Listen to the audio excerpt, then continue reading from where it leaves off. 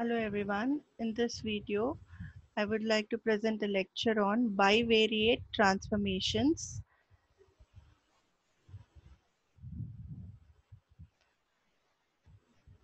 So this video is a continuation of multiple random variables module lecture videos. In yesterday's lecture video, which I have shared, I have discussed about the correlation, covariance and independence properties of multiple random variables. Continuing with the some more properties of multiple random variables, we have to discuss its next concept or next property, which is bivariate transformations. So just a quick recap, what do we mean by bivariate? It is a two variable or a two random variable which is referred to as bivariate random variable, and the property of two random variables along with some transformations is discussed under bivariate transformations. If we know the respective means, variances and covariances of bivariate random variables, then we can transform the random variable x and y to u and v with linear transformation. So equation number 32 and equation number 33 are the linear transformation equations for the transformed variables. Now u and v are the transformed variables, and these are the transformed variables of the given random variable x and y. So x and y are the given bivariate random variable, and x and y are transformed to u and v, and the linear transformation is represented with the equation u is equal to ax plus by, and the transformed variable v is related to the bivariate with the equation linear relationship v is equal to cx plus dy. So the mean of u and v are now mu u. Okay, we have represented the mean of the random variable x as mu x, and since we have transformed x to u, the mean of u will be mu u, and that is represented in terms of this linear relationship as the mean of u is equal to a into mu mean of x plus b into mean of y.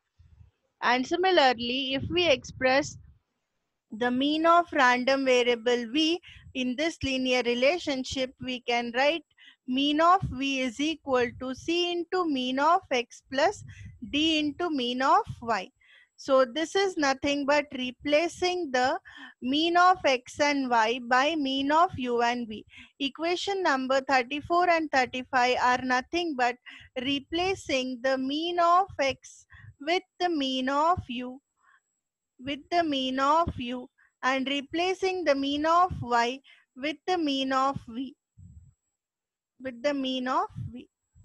So this was the mean and variance of a bivariate transformed variable, mean of the transformed variable. Now let us look at the variance of the transformed variable u.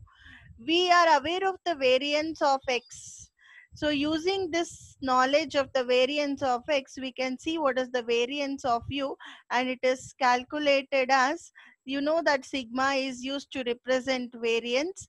So sigma square represents the variance square of the random variable, a transformed random variable u, which is equal to expectation of u minus mu u whole square, and this is the basic variance equation where variance is given by expectation of a random variable subtracted by its mean. Random variable subtracted by its mean. Mu is the mean here. So this is the general equation or the definition equation for variance. Variance is expectation of a random variable subtracted by the mean of that random variable.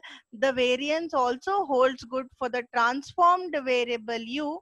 So for the transformed variable u, the variance is represented in a similar way. It is equal to expectation of the transformed variable minus the mean of the transformed variable whole square. So that is about your variance of the transformed variable.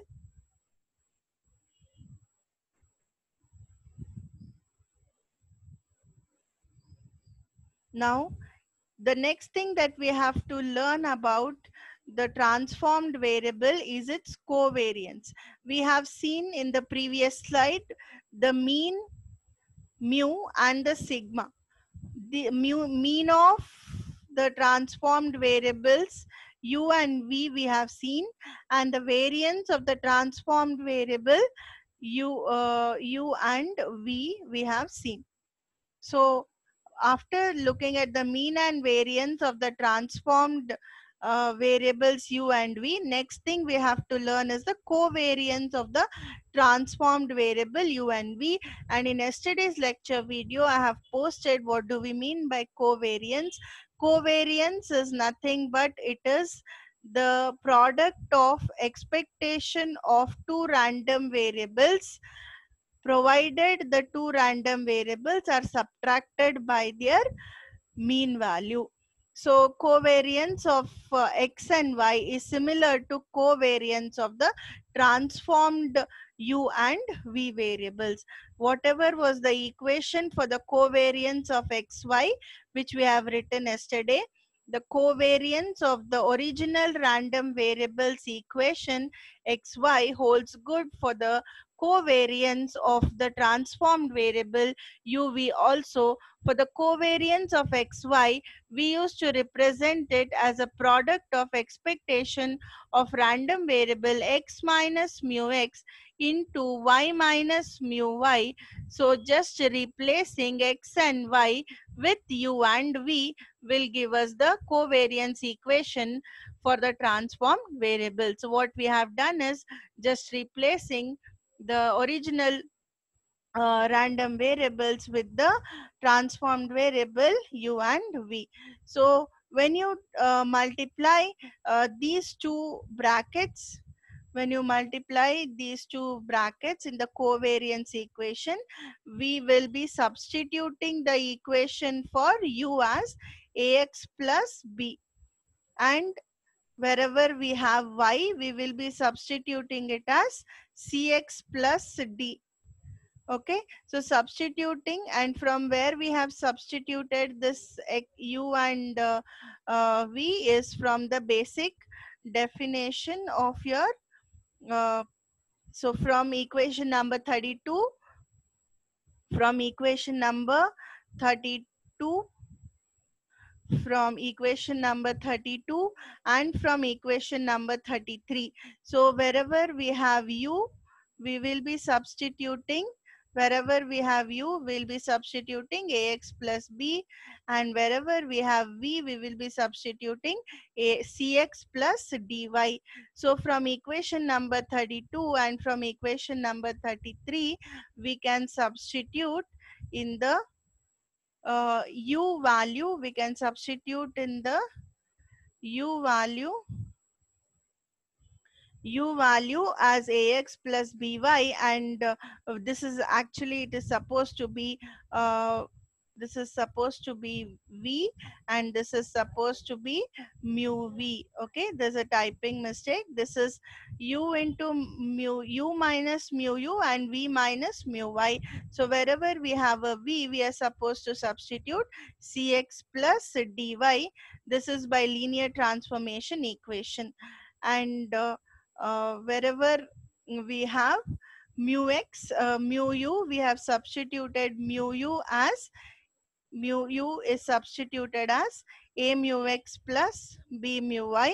So again, this is from the previous equation numbers, previous equation numbers. So we had mu u, equation number 34, mu u is a mu x plus b mu y. Substituting mu u as a mu x plus b mu y from equation number 34. Similarly, substituting mu v as c mu x plus d mu y from equation number 35. So substituting mu v mu v, this is mu v, okay, substituting mu v as c mu x plus d mu y. So what we have done basically is we have substituted equation 32, 33, 34 and 35, all the four equations we have substituted in the covariance equation. So in the covariance equation we have substituted for u from 32 and substituted for v from equation 33, substituted from mu u from equation 34, substituted for mu v from equation 35. So after we do the substitutions here, we are just going to do the further simplification. So this is just the opening of the brackets and the math involved in multiplying these two brackets. So when we simplify the multiplication of these two brackets, we end up with these product terms. These product terms inside the expectation operator are the result of multiplying these two flower brackets.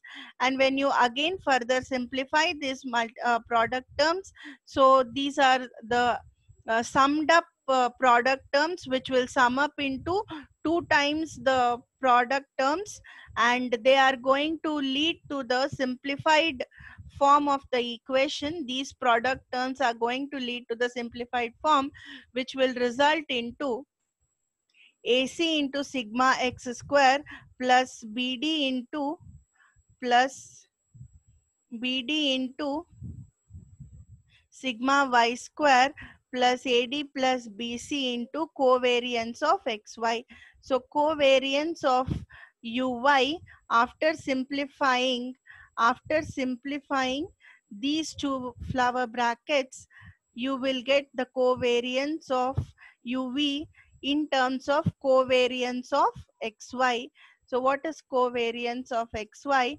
Nothing but this term, and this term is substituted as covariance of xy. Thus we can represent that the conclusion of equation number 38 is that the covariance of the transformed random variable is represented in terms of the covariance of the original random variable. That is the conclusion of equation number 38.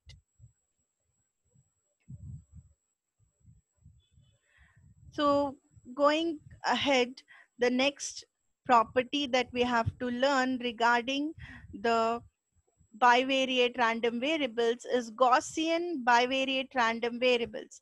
If you remember in module 1, we studied what do we mean by Gaussian distribution. We studied n number of distributions in module 1, out of which Gaussian distribution was one of the properties of your random variables. Now the same Gaussian distribution we should study for multiple random variables. So Gaussian bivariate random variables, what it is, how it is different from the Gaussian random variables which we have learned in with respect to the single random variable. So quickly going to the recap of what do we mean by Gaussian random variable or Gaussian distribution is nothing but Gaussian random variables are those which will have a mean of 0 and a variance of 1. That's how we define Gaussian distribution of single random variables, or precisely when we talk about Gaussian random variables in general. Gaussian random variables will have the most important property that its mean value is 0 and its variance will be 1. And we had represented the Gaussian distribution in the form of the shape of a bell. So this was called as the bell curve. This was called as the bell curve of the Gaussian distribution. What is the importance of this bell curve? This bell curve gives the peak value at the center, which is defined by mu. So mu gives the peak of the bell. So mu is nothing but the mean, and you know how to calculate the mean. It is basically the average. It is basically the average value taken for all the n outcomes. So if this is xi and I tends from 1 to n. So mean is nothing but the average of all the outcomes taken for all n samples. So mean mu gives the center of the bell curve, and that center of the bell curve gives the peak value. That center of the bell curve gives the peak value, and that peak value will be denoted by the maximum mean. This peak value denotes the maximum mean, and the width is denoted by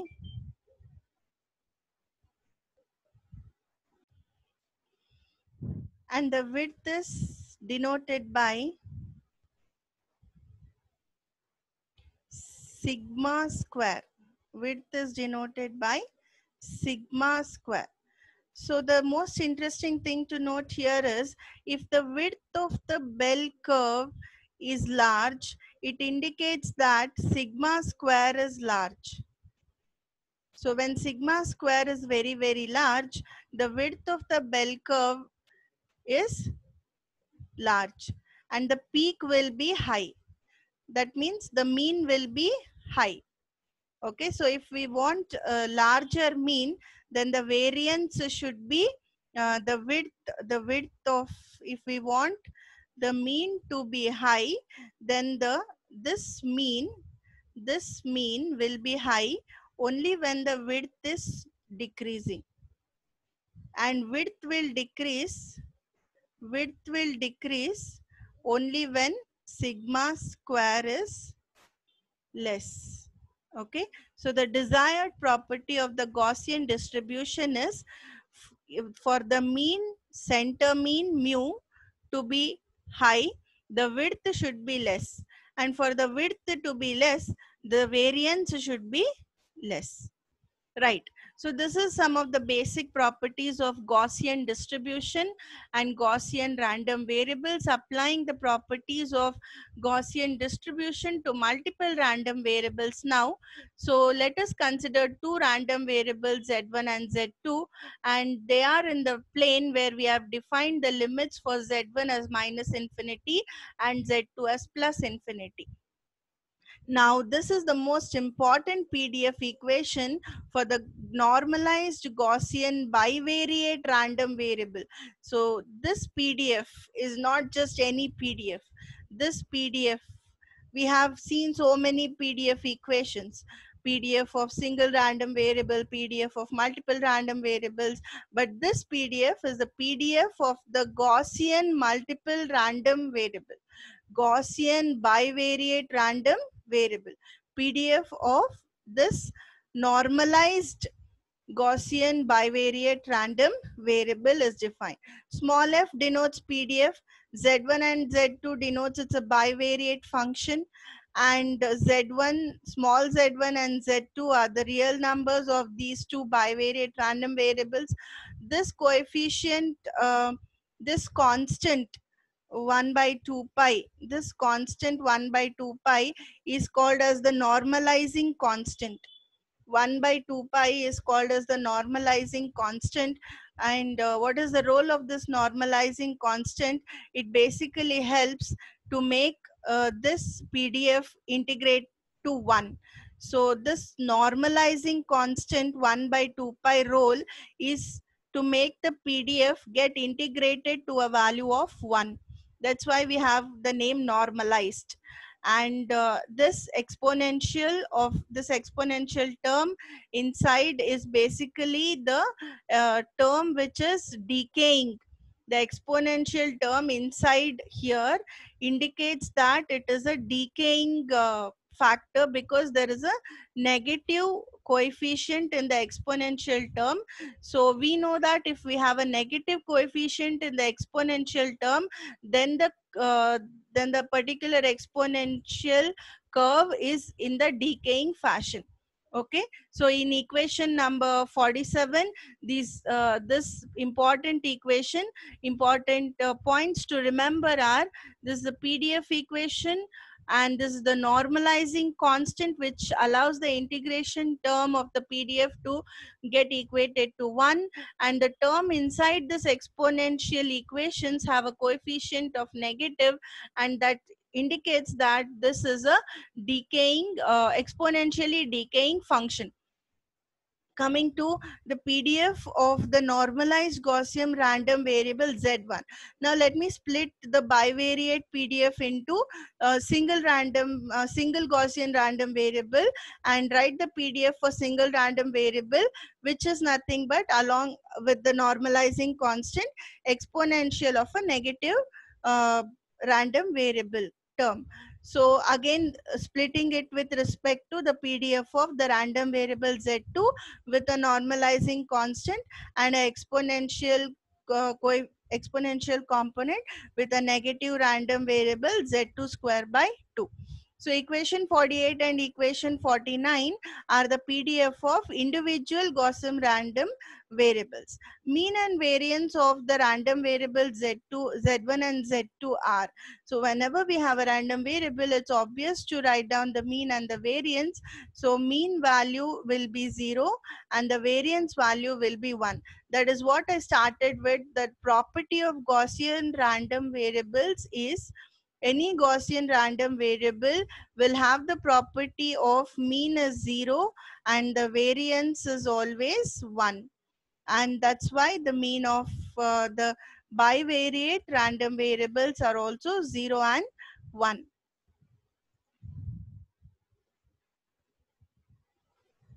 Now the correlation of bivariate normalized Gaussian random variable correlation concept we have learned yesterday's lecture. We have discussed it. Correlation is similar to covariance, where we are trying to establish the relationship between two random variables, but here we are trying to establish the relationship between two Gaussian random variables. And how is it written?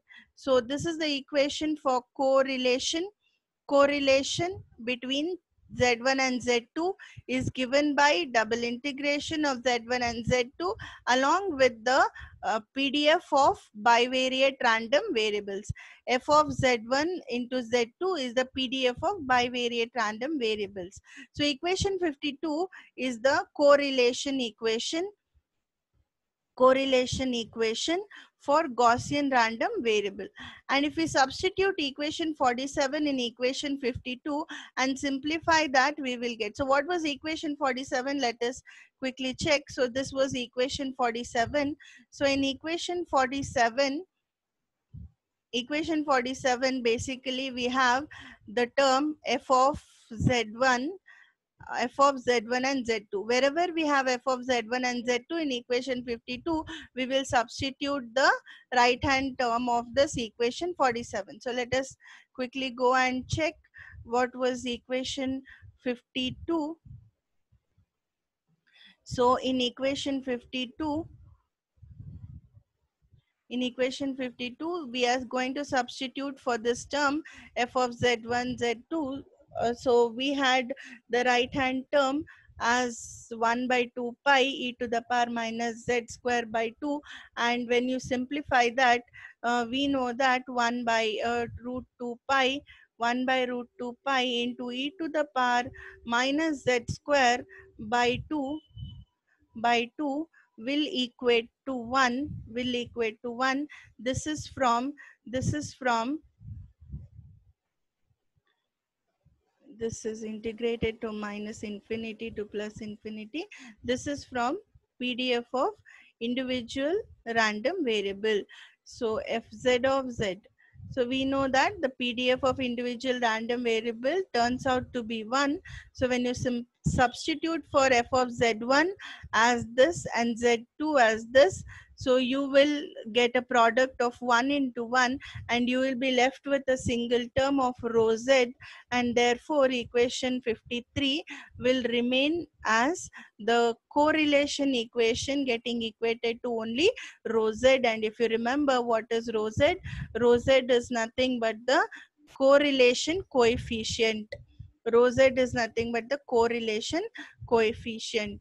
Okay, so correlation coefficient is equal to E of Z1 into Z2, and this correlation coefficient is also same as covariance in case of Gaussian random variables. It is also correlation coefficient and covariance are all equal. They are all equal, and this is true only in case of Gaussian random variables.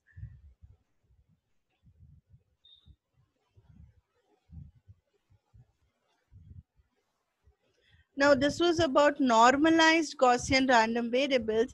If we talk about general Gaussian random variables, then we can come back to x1 and x2. So far, we discussed about z1 and z2, which were the normalized Gaussian random variables. Now, we'll forget for time being what was normalized constant. We'll go back to the general Gaussian random variables x1 and x2, and x1 and x2 can be written in linear relationships as sigma x1 into z1 plus mu x1. If you can just recollect what we wrote for your z1 and z2, or what we wrote for u and v, so similar way we can write for the normal random variables also. So this is the variance of z1 and mean of the x1. So variance is sigma and mean is mu, and we have transformed this equation is the transformed representation of the normalized random variable into a general random variable. And this is again x2, random variable x2 expressed in terms of variance of x2 along with its normalized random variable and mean of x2. So equation 55 and 56 are representations of general random variables in terms of their normalized Gaussian random variables. And here we know what are mu and mu x1 and mu x2, and sigma x1 and sigma x2. Basically, they are the mean and the variance of the random variables x1 and x2, and covariance of the generalized random variables is calculated as, after looking at mean and variance, we have to surely look at the covariance of the general random variables x1 and x2, and the common equation for covariance always holds true, which is equal to expectation of x1 into expectation of x2 along with their respective means. Initially, we used to write the covariance of xy, the covariance of xy as the product of the difference of expectation of x into expectation of y along with their means. So similarly, if we want to write the covariance of x1 and x2, replace y with x2. That's the only difference. I'm replacing y with x2 and the covariance equation remains the same. It is just the product of expectations of x1 and x2 along with their means. And substituting for x1 from equation 55 and substituting for x2 from equation 56, we are going to get the following equation, and simplifying the terms in the bracket, we will end up with the covariance getting equated to the product of the variances along with the correlation coefficient. What is rho z? Nothing but correlation coefficient. So you can see that the covariance of general random variables is represented in terms of correlation of the normalized Gaussian random variable. Covariance of general Gaussian random variable is represented in terms of correlation coefficient of normalized Gaussian random variable. That is the conclusion of equation 57. Coming to the next topic, which is independence and uncorrelated. So all this while we were talking about correlated Gaussian random variables. Let us look at uncorrelated Gaussian random variables. If the Gaussian random variables are uncorrelated, then the correlation coefficient is 0. This is very important. Correlation coefficient is 0 means it is uncorrelated. Z1 and Z2 are uncorrelated.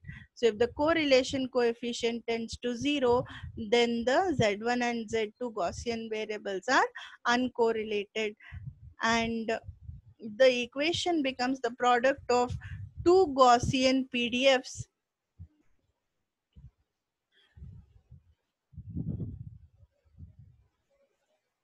So here we have FZ1, Z2, f of z1 z2 equal to 1 by root 2 pi exponential of z1 square by 2 into 1 by root 2 pi exponential of z minus z2 square by 2. Basically, I have multiplied f of z1 into f of z2. So these two terms are products of f of z1 into f of z2. And using these two equations, 3.65 and 3.66, I've just rewritten what is 3.65 and 3.66 here.